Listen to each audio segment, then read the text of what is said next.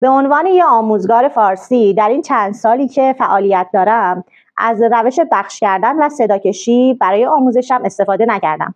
دلیلش رو در ادامه بهت میگم. بخش کردن و صداکشی یکی از تمرین‌هاییه که در گذشته برای آموزش خواندن و نوشتن به کار برده می‌شده.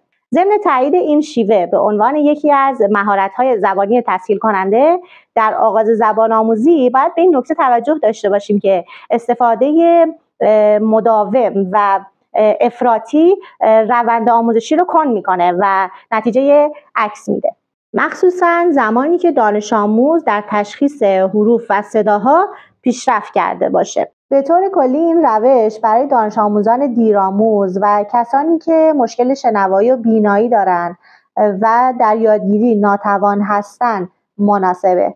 بنابراین استفاده از این روش در حالت عادی چیزی به دانش آموز اضافه نمیکنه.